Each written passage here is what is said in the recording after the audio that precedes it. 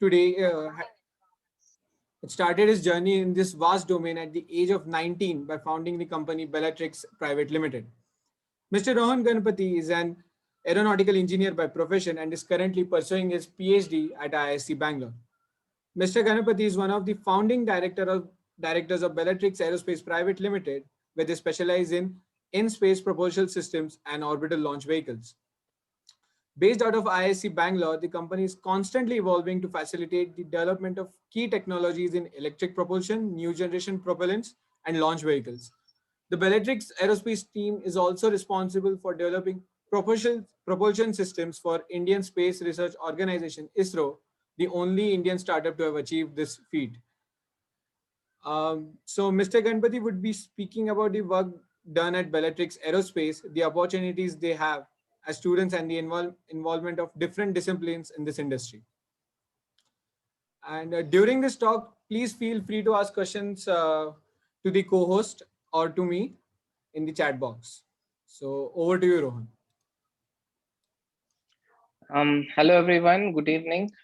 Thank you, Tech Council IIT Gandhinagar, for inviting me. It's my pleasure to talk to you all. So where do I begin? To start with, if you want to know about my journey, that would be better. So I grew up in a small town called Ooty, hill stations in the south. So little closer to the stars, you might call yourself that. Yeah, the advantage of being in Ooty is that you have much clearer skies. The problem with cities today is that there is another term called light pollution, right? The light which reflects off the ground and scatters in the upper atmosphere. So you don't see the real beauty of the dark sky. So as an amateur astronomer myself, grew up with science fiction and really looking into the skies with your own telescopes. But when you look at the universe, you feel that, I mean, it's so vast. Aren't we explorers ourselves, right? Our forefathers, I mean, let's go a couple of centuries before. Can we call them adventurers? Because they moved from one place to another by foot to start a new beginning. So now, why can't we think space in that manner, right? I think the universe is so big, and I'm pretty sure Earth is not the only place to have, to have life on it, or to make, as Elon Musk calls it, making humans a multiplanetary species. So all this were science fiction, right? And now is a time, we are living in a time where it's becoming a reality. So this dream kind of seeded in me since childhood, right? And also in Ooty, there is this famous Ooty radio telescope where you get to hear pulsars, basically the lighthouses in the sky. So, and when you know that the sounds which you hear are coming from a couple of light years away, it's really, space is really amazing. But that's when I decided that I'll have a career in space. So nothing to do with company or anything as such. So yeah, you grew up completely dreaming about space and reading whatever is available. And Ooty, though, the only problem is it's still not fully connected with the outside world. So we are still a closed society. So books and going to the library were more common than going to internet cafes, right? And even though you have a good phone connection tower, but since there are so many trees and distractions, if you go to a place, you don't get signal. So by the way, it's peaceful, but you get connected in a much bigger way. So yes, that's when I decided I'll pursue my education in aerospace, not knowing what it is actually, right? Nobody was there to kind of advise what it is. It's only after going to college did I understand that there is no particular distinction in aerospace engineering versus mechanical engineering or electrical engineering. So I would call aeronautical engineering an amalgamation of both mechanical and as well as electrical engineering put together. So our audience would love to know your journey from college to building Bellatrix. Yes, I'm coming there. So yeah, with this dream, you kind of went to college. But I'm a very impatient person. Wanted to build small rockets, what we call as sounding rockets. Sounding rockets is by definition is something which goes to around 1 to 2 kilometers in the upper altitude. It sounds, it's used for scientific purposes, and it come down. But in India, you don't have any regulatory framework which allows students to launch rockets.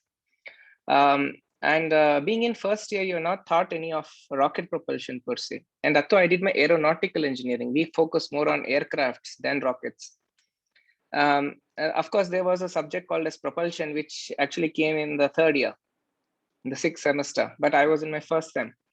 But this curiosity, basically how I learned throughout my childhood is actually breaking things and building things on my own. Having that, I started making a group of friends where we build these small sounding rockets, as we call it. Since our college was situated a little bit outskirts of the city, will not be caught. So with that confidence, we did launch a couple of rockets. In the US, you have the National Association for Amateur Rocketry, where you can actually go and learn and do stuffs like this. But in India, we don't. That too, way back in 2011. But there we go. We started, because to learn how a rocket works, experimenting practically gives you more knowledge on the mathematics and the physics behind it than actually reading and trying to build one. So with a couple of trial and errors, we did start launching rockets. And of course, nothing comes easy, right? Propellants had to be forged. I had to forge a couple of signatures to obtain some propellants like potassium nitrate, explosive grade potassium nitrate, not the lab or fertilizer grade. And then making your propellants is not allowed in college campus. So I went to my day scholar friend's house where he had an induction stove. So we started melting and pouring the propellants onto these cases there, and had a very nasty explosion. Where the whole the hall of his house got fire. I had to undergo plastic surgery myself on my right hand and chest. But that kind of brought me closer to the subject that this is not for, faint-hearted ones. So that's when I started to explore the subject more and more seriously. So I started looking outside of academics, what is actually there. So 2012, I got an opportunity to go to NASA Goddard in Washington, D.C. Met my childhood heroes, Neil Armstrong and Buzz Aldrin. And they took me to the facility to see what is there and what is happening on propulsion related activities. So that's when I thought that it's so advanced that we in India should do something. Because I was not aware of what ISRO was doing, because PR wise, ISRO is not as effective as what NASA is. So you really don't know what's happening inside, even though they're doing great work, no doubt about that. But I came back with a sense of belongingness. Of course, I'm not narrating the story of the movie Swades. Something similar happened. Looking at what's happening there, you come and realize that we have to do something. So the idea what I presented to Neil Armstrong was also using water as a fuel. We are talking about in situ resource utilization, that is utilizing what is available outside of Earth. So there is water, which our Chandrayaan-1 actually confirmed on Moon, and there is water on Martian polar ice caps. There is water on Jupiter's moon called Europa, as well as Enceladus, the moon of Saturn. So when you want to carry a lot of scientific instruments to do something meaningful, you can't carry a lot of propellant, right? And you can't come back home and refill it every now and then. So water was seen as a very good fuel. By water, I mean, the idea what I had was not to split hydrogen and oxygen through electrolysis and then combust them. So that becomes chemical propulsion. So I started researching on an idea called as electric propulsion, where you use electric energy to ionize water into a state of plasma, the fourth state of matter, and magnetically expand or accelerate this plasma out of the thruster, which gives you thrust. right? So this was what the idea I had at that point of time. So then, yes, came back. Fortunately, you say you are lucky in many ways. As soon as I came back to India, it was around 8:30 in the night. Got a call from Dr. APJ Abdul Kalam's secretary that he is visiting Coimbatore, and he is in Coimbatore. Are you in Coimbatore? And 11:30, can you come and meet him at the guest house? He would like to see you, because the news of which me going there meeting Neil Armstrong was circling around the local newspapers inside the city, and it somehow had caught attention of Dr. Kalam. I did meet the gentleman, very simple, down to earth, and he asked, "What do you want?" I said, "Sir, nothing. I just came to see you. I got a call." So I really didn't go prepared what to ask. He said that I saw a couple of clips. Actually, what are you up to? Sir, there is an idea where I want to use water as a fuel. What does it take for you to prove it? Because he said, "Seeing is believing."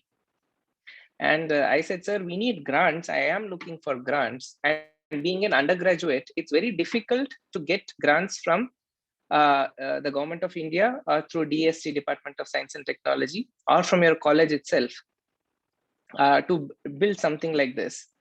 So I've also spoke to some couple of high net worth individuals in and around Coimbatore who would be willing to, sponsor the project. But that was not a big thing back then, and that to space something. I mean, you thought of a crazy person. It didn't happen. But he said he very graciously gave a recommendation letter. And JSW Group, everybody knows JSW Steels and Aluminium. I was able to secure a 20 lakh rupees grant. So when I was 21 years, to actually prove this concept works. But by then I had formed a team, two of my juniors, myself, and my other co-founder who's from Mysore, right? So we said, okay, college is there. Let's study, let's get grades, whatnot. But let us also think to put a platform for ourselves, because Elon Musk by that time had actually become a kind of craze. You all are so young, so you might have heard about Elon Musk quite recently. Quite recently, I mean, say 2015 onwards. But in 2011, 12, in India, though he was not such a big known name. But when we actually saw what he had done, and in the whole world, what was happening is space was becoming privatized. So it started in the US. NASA said rockets and satellites are something which industry can take over. And NASA will concentrate on building technologies for the future, right? 10 years down the line. So that gave impetus to private companies to come and do something interesting in space. So that acted as a catalyst, and we started Bellatrix Aerospace. I was still in college, and we named Bellatrix not after the Harry Potter character. I know there are a lot of Harry Potter fans out there. It's named it after a star in the constellation Orion, which happens to be my favorite constellation. And that's how we started. We said we'll put a platform for ourselves. If it succeeds, very good. If not, we are still young. We can always go and pursue our higher education. With that, four of us founded Bellatrix Aerospace. And that's how the journey started in college. And then if you ask what happened to the thruster or the concept, well, I graduated in 2014. It took a year more. I stayed back in college till 2015 to actually prove it works. A lot of failures. We had to build a space simulation chambers on the ground with the meager money what we had. And it turned out to be rather difficult because it was completely uncharted territory. So we started reading about plasma physics, doing more calculations, just figuring out how to make it work. But thankfully, 2015, it worked. And that's the year ISRO welcomed us. Even ISRO believes in seeing is believing philosophy. So they gave us our first order to deliver 2 propulsion systems for their future satellites. That's when we moved from Coimbatore to Bangalore. I came to IISc, got incubated at IISc, started investing in space propulsion technologies. So we went from four people team to today we are 35 plus. And yeah, we have developed more than 4 propulsion systems technology to all classes of satellites, be it from nano satellite, which weighs from 5 kilograms to 20 kilograms, all the way up to 5,000 kilograms of satellites. We have propulsion systems. We have built one of Asia's biggest propulsion research laboratories here in Bangalore. And we do continue to research on other future means of space transportation. So from being a propulsion research company, we have transitioned into a space transportation company. You see Elon Musk recovering rocket boosters. So if you look, what is common between all space entrepreneurs these days is reducing the cost of access to space, right? Space is so expensive. So if you, Elon Musk gave this famous example, right? If you take a plane plane journey from point A to point B, and as soon as you land, if you discard that aeroplane, you would never be able to afford air travel. Air travel is affordable because the plane is reused multiple times. The same analogy goes with rockets. They're so expensive because we know what it goes in building something for space, because it can never fail. It can never, you can't send some service person to go tweak something on a satellite if something goes wrong. So if it goes to space, it has to work. So it is something which we learned with ISRO, how to qualify things for space, right? So that's how we transitioned from propulsion research company, a space transportation company. We are now building space taxis, as you may call it, where once ejected from the rocket after achieving orbital velocity, you have 10 passenger satellites, just like Uber Pool. We can do last mile connectivity in orbit, which will act as business. The revenues which we generate out of it, we want to invest further, moon and beyond. And Artemis program, recently NASA is investing billions of dollars and asking private companies to come up and offer technologies. So that's where we see us as the Ola and Uber of, you might call us, space. That's been a journey, and we have a great team. Team is about everything, because as a single person you can't do much, and our advisors. So it's been a good journey so far. And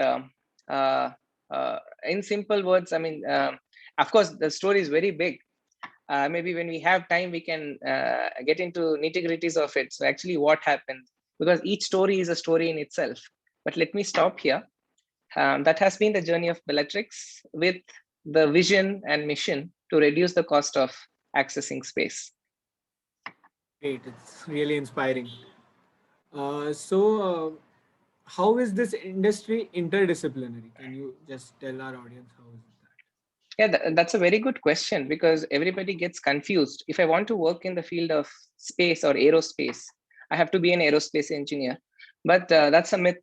Let me tell you, in Bellatrix, out of 35 odd people, only 4 of us, 4 founders, 3 founders, even the fourth, person was not an aerospace engineer. Just 3 of us are aerospace engineers. Rest all comes from different backgrounds: mechanical, structural, chemical engineering, PhD in physics, chemistry. Because in space, if you're trying to build one product, it's an amalgamation of multiple departments woven together, right? And if you look at ISRO, majority of the engineers are either computer science or mechanical engineers. And then they go on to do their specialization post joining the organization. So that's how interdisciplinary space is. Okay, so when you talk about colonizing Mars, what you need more, you need us only to take you there. But once we take you there, you need geologists to actually start terraforming Mars, right? So you see a lot of interdisciplinary activities going on in space. So that's why space is completely it's irrelevant to point out departments. Whatever department you are all from, there's always an option to work in space or aerospace. And one more interesting anecdote is presently software industry is the biggest employer on the planet. And everyone believes, and we strongly believe, by the year 2030 onwards, slowly we see job openings in the aerospace related sector will actually grow further, and by 2050 space industry will be the biggest employer, right? And to the folks who are doing their CS, AI ML is something hot topic even in space. because you're talking about constructing big things in orbit. Because rocket, even though Elon Musk has his Starship, is still limited in terms of how much cargo you can put, a finished product you can put into orbit, right? If you really want to make humans a multiplanetary species, building it in orbit, 3D printing in orbit, machine learning, robots in orbit doing the stuff for you, all these things, come in the way. And there are big corporations, let me tell you, Boeing, Lockheed Martin, Airbus, investing heavily in manpower, wanting to develop such things. So what opportunities do college students would have? Like, what all can we do? Well, there are opportunities in the sense you can always explore right after you graduate. So if you're an undergraduate, I would suggest, see, when we started Bellatrix in 2015, there were only 4 space companies in India. 2018, 19 onwards, when India wanted to privatize space, right? We have a draft space policy. There are 40 plus space companies today working in India, and a couple of them funded also. So you see this interest. So you can start interning with them or applying for jobs when they put. That's a good way to introduce yourself to space. I mean to say, aerospace, India already, especially Bangalore, has a well-established ecosystem for aeronautics, and you can apply, do an internship is what I would say, which will give you a holistic idea of what the industry and the nature of work is. And of course, you can go and specialize in abroad, subject of your choice. Maybe come back and do, maybe come back and join or do something of your own. That's what I would say. Be your own explorer, and this gives you a lot of things to learn. So that's one advantage with space. Another one being, you need not actually be particular about what you want to do when it comes to space. You can, with blank mind, if you come to us, just come with a blank mind, and you can explore where your interests lie, where your strengths lie. Because as I told you, this is an interdisciplinary field. And you can actually explore where do you belong once you get into the field, right? And there are more opportunities abroad as well. You see countries like Dubai coming out of oil and looking space as the next big thing. And this month is exciting because July 11th, you're seeing the first space private astronauts actually on a space tourism, as we call, Virgin Galactic, taking them to 80 to 100 kilometers to experience 4 minutes of microgravity and come down. And 20th of this month, you have Jeff Bezos, currently the richest man, going on his New Shepard rocket with a couple of space tourists and coming down. See, all this ecosystem is picking up. It is exciting, but please do your own research. Yeah, it is really like worth exploring. So, what does the future of Indian aerospace look like according to you? It's a good question. I'll divide it into 2 things: aerospace and space, right?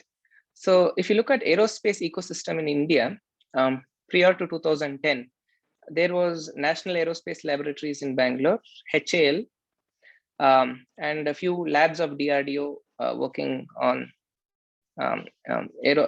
aeroplane related stuff. And there you always had ISRO, which is a shining example worldwide, which is doing great things in space. But now the major proposal which has come from ISRO, from the government of India, is to privatize space completely.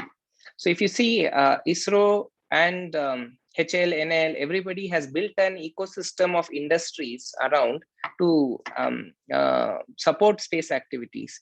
And now you have a lot of private people coming up. India is already the world's second largest startup hub. And with this ecosystem in space and with the policies which are in place currently, and with the support which you're getting from ISRO, and institutions like yours, which actually can set up space incubation centers, I see, it is my vision to see India as a global space superpower. The 20th century belonged to US and USSR, the Soviet Union. This century should in space. Now China is in the doing great strides, but I wish at the end of the century India will be no global superpower when it comes to space, because of the way at which we can solve a problem, basically, right? We Indians have a mentality that we cannot solve a problem in a structured way. We always try to find some other ways to actually solve a problem. Actually, that works, you know. That's why you all put together, I think if you all can come together and do something, create a career for yourselves in space or aerospace, definitely that will actually act as a catalyst. And anything required, we are always there to kind of provide some kind of support as much as possible. Thank you. Thank you. So one more question is, as a 19-year-old starting something new, what was the general perspective of people towards you? Well, nobody believed you, right? So there is this famous saying: first they laugh at you, and then they doubt you, and they finally applaud you. Um, uh, of course, both from family perspective as well as from friends and your teachers, colleagues, everyone sees it with some doubt, because what we wanted to do in propulsion, and my area of interest, uh, I mean, even ISRO took a couple of years to actually prove it, right? So how can some young kids without any background can come and do something? And it was, and the typical Indian parents wants you to have a job or study further. That's it. But you know, the fire in me always had something to do. So take risk, do something more. So it was very difficult for all the founders of Bellatrix to convince both family and your lecturers in college to let you do what you want to do, not support, just let us do what we want to do.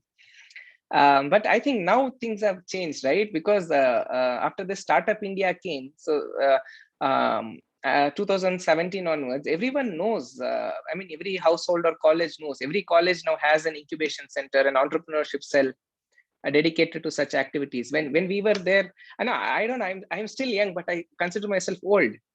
So a lot has changed in the last 5 years. So it was very difficult to convince and get things done and going. But what is the key? You know, you have to always remember two things. I know everybody is passionate about space, right? Even though you're not doing anything in space, space has always fascinated each and every one of you since childhood, in one or the other way, right? But if you want to work here, passion alone is not sufficient. Perseverance is the key. You need to be ready to see failures. And when I say risk taking, it's calculated risk, not blind risk. So these are the success mantras, right? And yeah, then as when people see start seeing results, they kind of accept. And yeah, now it's all good. That has been the journey. We also have an e-cell which is pretty active. So like, how did ISC help you in establishing and developing your company? Like, what support did you get from them? So IIC, as you see, is number one in India as far as research output is concerned, or what kind of research you do. And space per se is always deep tech, right? And when you want to do business out of it is also very difficult. Let us take for an example, a pharmaceutical company. If you want to develop a cure for cancer, it's still now I mean, even today we don't have a cure. The term for this is called gestation period. From inception to reality, how long does it take, right? I mean, the longest gestation periods are in pharmaceutical industry, and then comes space, because you cannot see success quickly. Or just like software startups, or if you do an app quickly, you start getting customers, generating revenue. It's very difficult. And IAC for us was a good platform because they only wanted deep tech companies. So unlike other incubators at IIT or somewhere, other colleges where hundreds of startups come, IIC is very picky. So now we only have around 17 to 20 companies. That's it, which are deep tech. I mean, as deep as possible. So we check that box. so the advantage of being in IISc is you have access to professors of multiple departments, right? When we deal with propellants, we work with the energetic materials department. It's a different department altogether. And when you want to do power electronics for your propulsion systems, because in space you have to work with high voltages, it's a risky thing. That's another area. So it had all these things put together where we just needed to explore. And it's been a great journey so far. We are thankful to ISC for what it is today. And reputed institutes like IITs, I think you all are blessed to have access to facilities, which makes things easier for you all. If you want to take the plunge, that's what I mean to say. Yeah. So this is one interesting question. So are you trying to emulate in India what SpaceX does in US? Like, That's a good question. Emulate is a good word, right? You use the instead of copying, you use the word emulate. It's a good word, but of course not, because we are not a big launch vehicle company yet, right? So we are looking at space transportation, but something similar. Why not? Because here you have the talent and you have the necessary capability and the industry capability built in. We really want to do that and create multiple job opportunities and dream big. And one example I always give, gold is available underneath the ocean. Why don't you mine it? Because the cost of mining is more than the value of gold, and it doesn't make sense. Now we are talking about climate change, all these things. Space is the only industry where return on investment is 10 to 100 times than what you invest. So we are all connected virtually today thanks to space tech. The word software itself was first time coined for the Apollo lunar missions in the 1960s. The autopilot was developed for that. So spin-offs, as I call. So if you do something for tech, for example, the thrusters which we do has multiple applications in the domestic industry as well. So how do you bring down the cost? So there is lots for you to offer and see spin-offs also. So that's my answer to your question. So keep the questions coming. yeah. So one more is, what necessary skills would you recommend to students to learn in 4 years of BTech, irrespective of their branch or discipline? Any specific thing?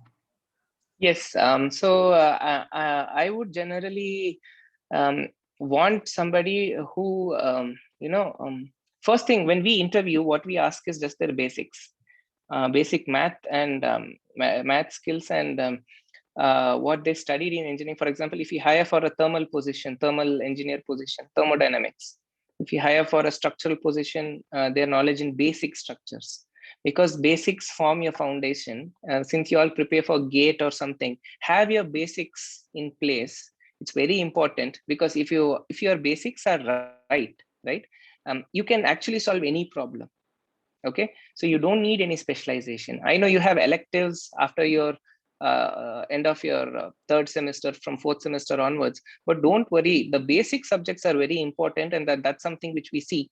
For example, if some chemical engineer from IIT Gandhinagar wants to join us, okay, so we would start with just their basics, what is taught in the second, third and fourth semester, right? That's what we at Bellatrix look. But if you go to other departments, other companies, start seeing their job descriptions, because job description says a lot. So before you apply to a company, it's important for you to see or just research on your free time. There are few space companies in India. There are a lot of aerospace companies like Boeing and SpaceX in the US. Just take some time off to see their job descriptions, right? And see where you fall there. Do you tick boxes? So that would be a good start. So if you ask me, I would just be okay with the basics. If I don't care about marks or anything, if your basics are all right, you're in. I'm aspiring. So I'm in chemical engineering branch, so I would know. So one more thing, starting a startup, there are problems in the initial period, like getting funding and all. So Correct. funding is one problem. So what other problems did you face? Oh, wow. Oh boy. So we met more than 100 plus investors. So, and we wanted our first investment to be from Indian investors only, as a thumb rule. And see, the difficulty is selling space as a business never existed, that too in our country. So we were the first ones in the country to actually raise a space focused venture capital fund. Because as I told you earlier, there is one thing called as gestation period. So time taken for you from conceptualization to realization. When I talk in terms of NASA language, we call it TRL, technology readiness levels. TRL level 1 is your ideation stage. TRL level 8 is your qualification in space stage. TRL level 5, 6 is critical, where you actually see your prototypes working. It was a difficult journey. We looked for a lot of grants. So that's why being in institutions like ISC helps you get grants where they help you to pay salaries to your team and as well as develop product. But once you know when you're market ready, that's when you have to approach investors. And our team is not always about technical stuff. When you're actually starting a startup, your friend or your co-founder has to look at the other side of it. That is the management, administration, and operation side of it. So me and my co-founder Yashas, we are 180 degrees opposite. I look at technical, he looks completely. So finding a co-founder is very important. So I think that's the first exercise anyone should do if you guys are planning to start a startup. We having done that, because the questions an investor asks is technically it's just around 20%, right? Okay, they're confident you've built something. The rest is all another 50% is about the founders themselves, because they invest the money in you. They see how you are and are you committed to the cause, all these things. And 30% comes from market research. What is your marketing plan or your business plan to scale your business? So good thing now is you have a lot of examples to emulate to start these companies. So for us, it took 3 years to raise money, and every step was a learning curve, meeting investors, answering their questions to understand. And we finally found supportive investors, and Deepika Padukone is one among them to have invested in us. So it takes time, but it took time for us, not necessarily for you guys, or if you do something now, because time has changed and you live in a period in India at present where actually there is a lot of funding available, both from private people as well as from the government, through multiple competitions and multiple areas, organizations. It's much easier now. One more question is like privatization of space is now very new in India. So when you started your company, did you face any legal issues or anything?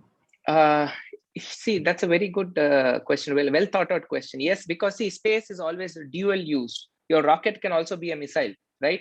If you just change the guidance algorithms, if you want to go it to orbit, or do you want it to come and hit some city? So this is not known.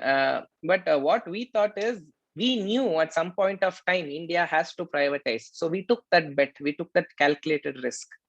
Okay. So in 2017, India became a signatory to something called as MTCR, Missile Technology Control Regime.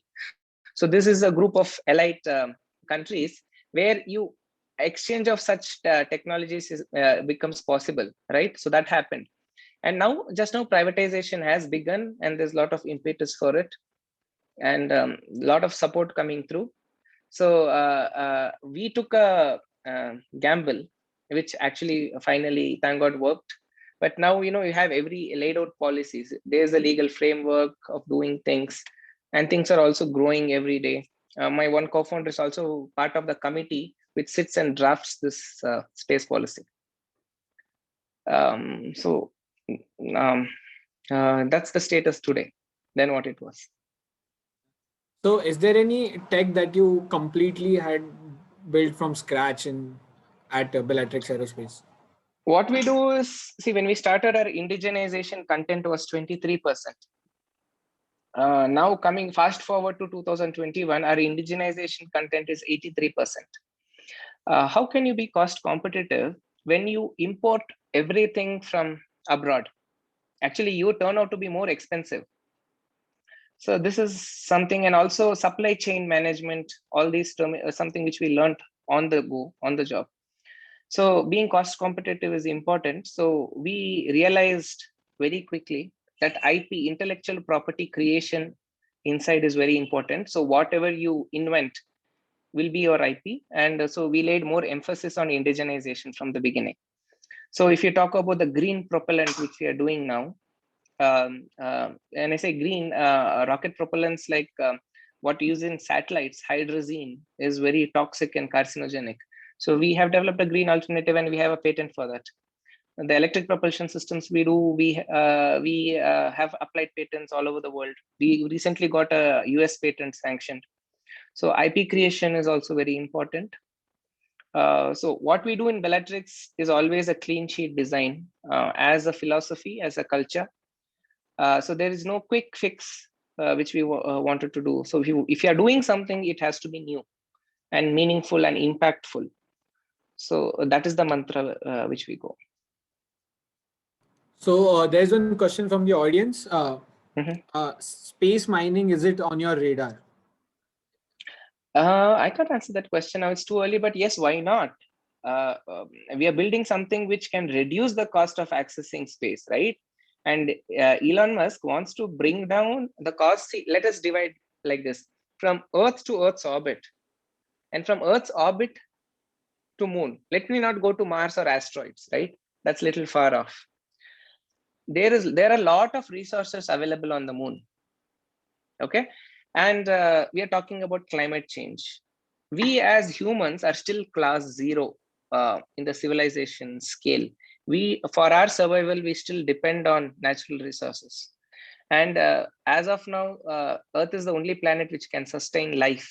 And we as the next generation has to take care of Earth, right? This is very philosophical debate. Without Earth, there is no survival, and you have to take care of the planet. The onus is on you. We have to correct the mistakes what our elders have done in terms of harming the climate and the planet per se. So the solution is space. Let me tell you, the Moon has a lot of natural resources available, and you have to innovate something which will reduce the cost of accessing space, which Elon Musk has done by reusing boosters, so that his goal is to reduce the cost of going to orbit to what a flight ticket is. And then we come into the picture where we will take you from orbit to Moon, and from Moon's orbit, if you mine on the surface, where you are free to think of any technology you want. Okay, you can see a lot of documentaries on Curiosity Stream, which talks about technologies mining, which presently is in our hold. And you send them to orbit, and sending something from lunar orbit to, lunar surface to lunar orbit, you don't require much energy because the gravitational force is so low, and there's no atmosphere to create drag. So we dock in orbit with the Bellatrix vehicle, we bring you back to Earth, and from there you come down with the resources. But today you cannot bring lunar soil back. So you need to develop technologies where you can extract the final element on the surface itself and then only transport the finished goods. So how do you do it in an environment where there's no atmosphere? When you don't have day and night, like 24-hour cycle, it's 14-day cycle there. And it can get very hot and very cold. And so a lot of other things. That's where the onus is on you guys to think something. And big companies are already investing in this. And that is the future, right? Space mining is not a topic. A country called Luxembourg, near Germany, has invested heavily into space mining. And all these companies which want to do asteroid mining or anything mining has gone there and set up their base there, where government itself is giving grants to actually develop. It's possible, why not? So the follow-up question was, is it profitable? So it is definitely profitable. Why not? Because if and only if you have to consider the factors, right? If you can match the raw material rate on what is available today and from mining from Earth, it will be profitable. So that's the thing, that's where you have to find ways of innovating. I am using the word innovating, not inventing, of bringing the cost down to space. So there's a beautiful paper. Maybe I can share it with the organizers here, it's called economics of space trade, right? It's irrespective of your department. It's a good, I mean, it's written in pure English, so all of you can understand it. Maybe that would be a good starting point. Some of your doubts will be answered there. So when you started out with your company, so initially, did you face any competition? Did you No feel like there competition. was? Even today, we don't have competition. Sadly, we don't have competition in India. Of course, rockets, there are good companies like Agnikul and Skyroot doing small satellite launch vehicles. And on the satellite side, you have Pixel, which is doing Earth imaging constellation of satellites for Earth observation in the hyperspectral region, right? Space transportation and electric or chemical propulsion, sadly, till now, we don't have any competition so far. It would be good to have competition to keep you innovating. If not, you'll become the ambassador car. Because till the 90s, yeah, they didn't have any competition. They didn't innovate. But let me see if some of you can come and do it. And there is space for everyone, right? So it's big, and need not think competition is actually good. So this is like during your college days, you said you were still an undergrad when you started your company. So Mhm. did you face any troubles while maintaining both the things, your acads and starting your company? Yes, indeed. It's but the beauty lies in the details, because the subjects which you actually wanted to learn to master propulsion, fluid mechanics, structures, aerodynamics, and then advanced mathematics required for solving plasma physics problems, actually helped us in maintaining academics. And my principal, sadly, she passed away. So she was actually the supporting pillar. So I said, ma'am, I really can't do assignments. I have no time. I'll just appear for exams. I can't attend classes. I'll do self-reading myself. And I want this freedom to be extended to my juniors. You need people like them to actually, help and guide you. So it was a very difficult balancing act, as I would call, to academics as well as this. But of course, there are fruits available if you succeed in it. It was difficult, I agree. So like you are now pursuing your PhD in at IIC Bangalore itself. So you are doing both the things right now, or have you kept Bellatrix aside for till your research is complete, like yeah, till your PhD No, is no, no, complete? no, no. Full time in Bellatrix. So that is the second priority. Okay, okay. Yeah. See, once the platform is fully stabilized, you can take time off. So how did you motivate yourself to spend time doing something productive and like after masters also after your BTech also you might have like got some pressure like go into job domain or something like that. Yes. It's not just me, my entire team, right? Our co-founders, even motivating myself was not sufficient. So I had to motivate them as well. And for them, their families were entirely dependent on them. So it was, self-motivation. You go through the cycles of depression, and then, you're optimistic, everything. So self-help, we've been through all that. But you're thankful to your parents who have finally who support you, right? You want to, so you should be in a position where you convince them, and this is what you want. So we've been through that cycle. So I think if you want to do it, your parents, everyone would agree. Today it's easier, as I told you, but we had our rough patches. But that's where we also learned a lot of things. Uh, who are your major buyers like? As of now in India, it's the Indian Space Research Organization and DRDO. We also work with other private space companies, Dhruva Space, Skyroot, and SatSure. But our major customers in India are ISRO and DRDO, where we work with them on developing in-space propulsion related technologies. And outside of India, we have a couple of customers in Europe. So before Bellatrix was there, did they have these kind of arrangements with other space companies? Or No, we were the first in ISRO in terms of spin in. So ISRO develops tech, they give it out for fabrication and they buy back. But getting in a technology developed by a third party, ours was the first example of that. So this is like, do you plan to scale up your team, or are you satisfied with the Yes, recent this year team? we're planning to scale up from 35 to around at least 70 by this year end. By next year, we want to cross the 100-member mark.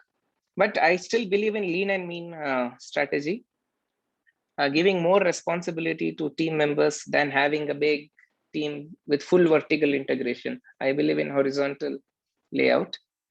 And yeah, but at least to ensure that everything is possible, yeah, by this year end will be around 70.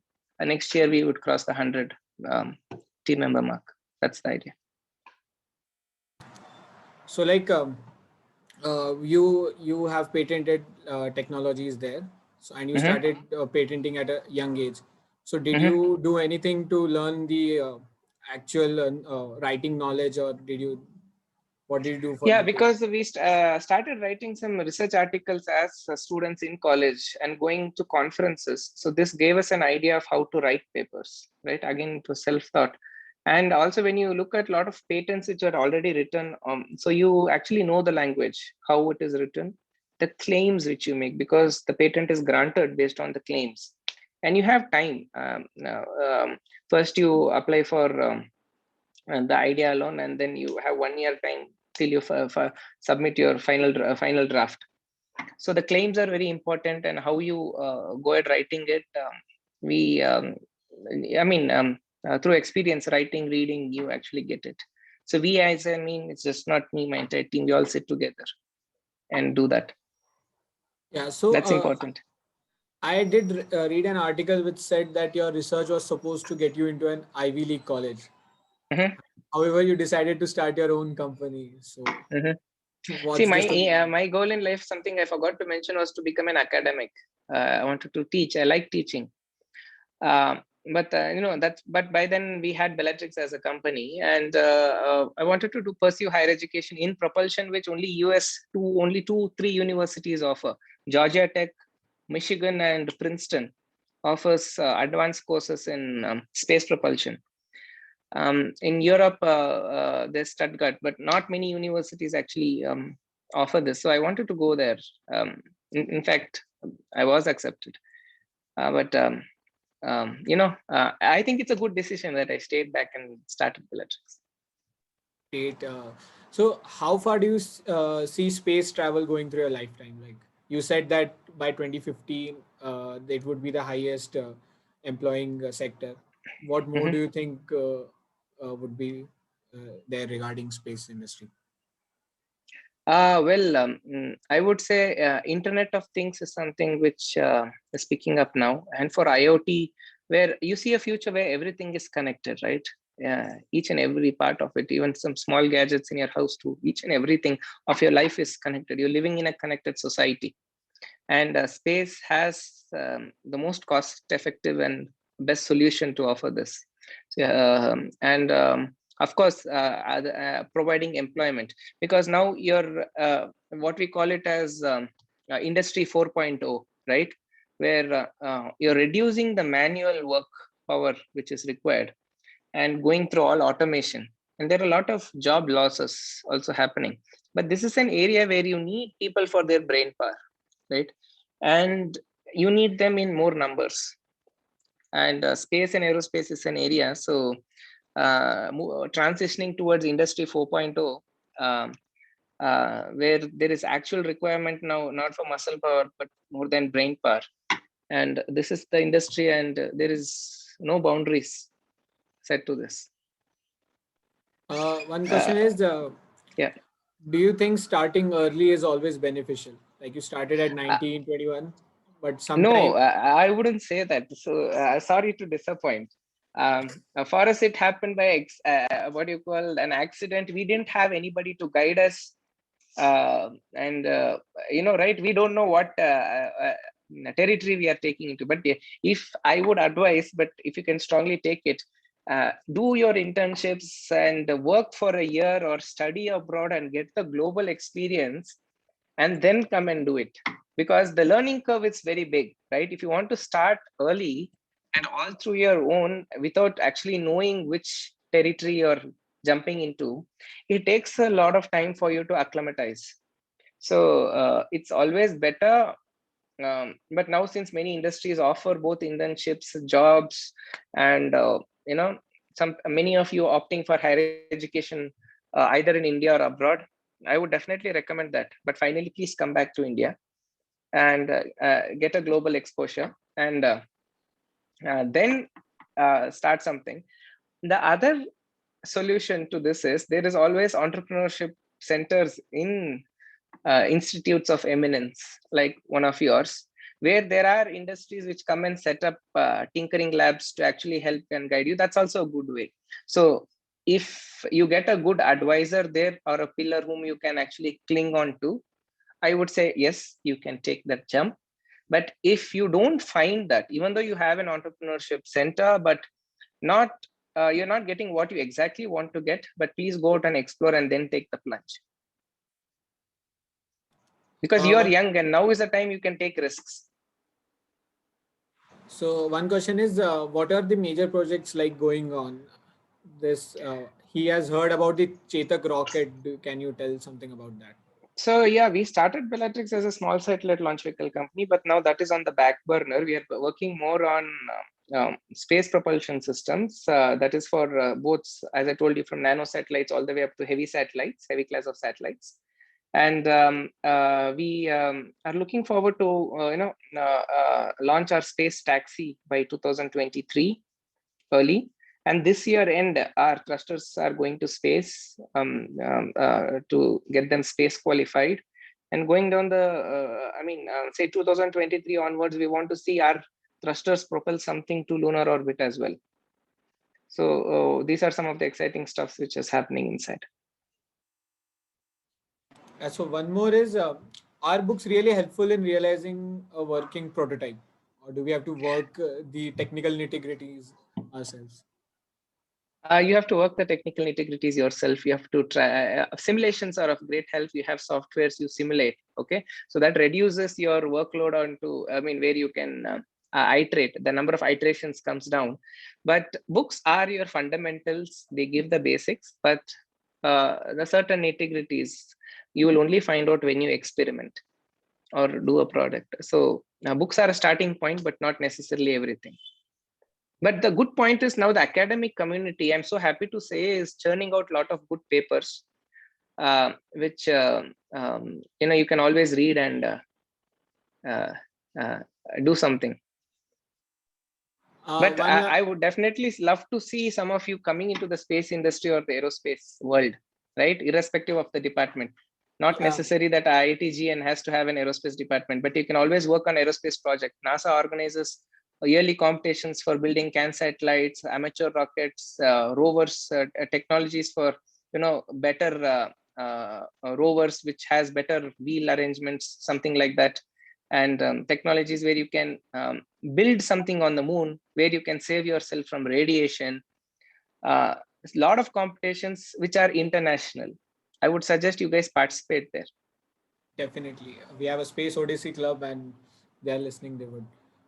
There's one question related to this. Do you offer any internships at your company? So We plan to start offering internships from third quarter, fourth quarter of this year, starting from say September onwards. nice. So one thing was that when you started, before starting your company, did you do a heavy ground research on what your company is Yes, my supposed to be? co-founder did. Yes, my co-founder, others. See, you need a co-founder who looks the other spectrum of it, right? So it's very important to do that. So he did it. Yes, he did that job. So, so what are your final thoughts on the entire thing about Bellatrix and Uh, everything that you are doing? See, our goal, the naming Bellatrix itself is around that star, say maybe more than 500 light years away.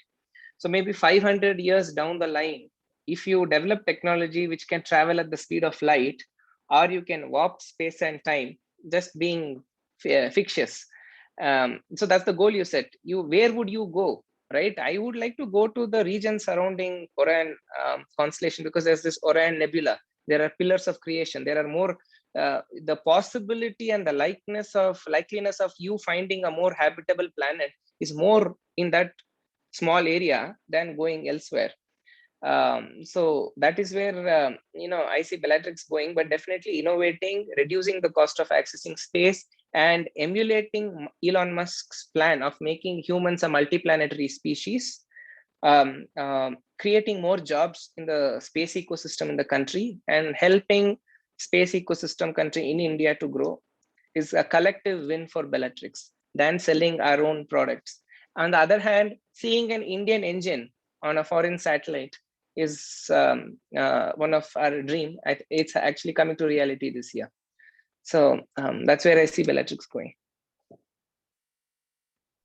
Any idea for a project for IIT Gandhinagar? Like, can we start working on something? Definitely. If you ask me what project I would like to give you, if I'm sending something to Mars, I want to produce fuel on Mars for my return journey back home. I think everyone would have learned in their school chemistry of Sabatier's process or Sabatier reaction, right? Carbon dioxide is available on Mars, in Mars's atmosphere, and you can carry little hydrogen with you, and you can make oxygen as well as methane, which is good rocket fuel. And also water is available there. You can again make hydrogen and oxygen fuel from there.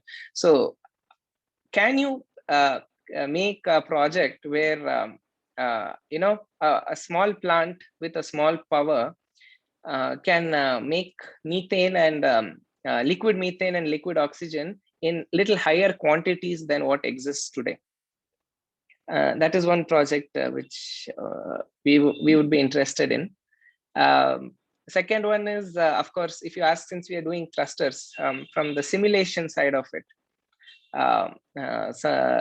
anything, I mean, if you can, I think this is a question, we have a big list of questions which would like to give it to academia, that maybe I will share it with you once this program is over, where you can actually share it with your team members. But the exciting project is this: can you make an efficient Sabatier's reactor on surface of Mars, which can give me fuel much quicker, so that I can return much faster than the 2 years which it normally takes now. So one final question. Please go ahead. Yeah. So what do you think about the future of space propulsion methods? It is actually seeing transition. Electric propulsion has been around since the 70s, but you are seeing widespread adoption since the last 5 years only. So, and there are a lot of other technologies which are coming, and see, the end goal is this: you see space is I mean, the distance from point A to point B is very vast. Chemical rockets, even though they give you the push which is needed, but it is still not sufficient for you to go there as quickly as possible, because you cannot carry so much of propellants with you, right? So you need to travel as quickly as possible. So there are nuclear propulsion, nuclear electric. There are these kind of things which are actually coming, and future space travel, I would say, would be all electric or nuclear powered. It's all about getting from point A to point B quicker. So anybody's inventing any small thing here would actually help a lot. And if I think you all have Prime accounts, Amazon Prime accounts, there's a series called The Expanse, which is one of the most scientifically accurate series available. You will get to learn a lot about even propulsion technologies there. So any final remarks that you would like to give to our students? And First of all, thank you for taking time out and listening to me and our journey of starting Bellatrix. There's more to it, but what I would really expect is some more questions, or any doubt, any support you need from us, feel free to ask. And on the other hand, I would like to see some of you coming and doing or joining a job in space, or doing a space startup in either in the space or aerospace domain. You see electrification even coming to aircrafts these days, electric powered aircrafts. So I would like to see some success stories in this field coming from your institution. So I would be the happiest. And if you need to reach out, please, you can contact either Fahim or Ritik, and who's organizing this. And we are always there to help. So there's an ecosystem here. The success is you guys actually doing something. Let me know, keep me posted on your students' progress if anything happens. Sure. Yeah. There is one more question. Yeah. So how can we have, is my voice echoing? Go ahead, I can So hear you. how can we have access to NASA resources? Like there is this amateur rocket program, a section of NASA. Most of the times they don't allow outsiders, like non-US citizens. So Yeah, I think a couple of you just keep see, there are two things to it. NASA has now declassified some of their technical documents which are available online for public consumption, and many of the NASA events, some of the even amateur rocketry events are also, I think, not necessarily, because I know some Indian companies have already participated in that. So keep looking out for them and such events. Please join them. Even Hyperloop, for example, every year they conduct the annual Hyperloop competition, right? I think last year Bits Pilani or IIT Madras team actually won that Avishkar Hyperloop. So see, Hyperloop is everything space, because inside you have to create vacuum and maintain the vacuum there, right? And magnetic levitation inside superconducting coils to help you travel fast. So such competitions are there. Rocketry, I don't think, see, there are certain competitions which are limited to US citizens, but even in the rocketry section, I also see a competition, because I remember applying it myself, which didn't have these restrictions.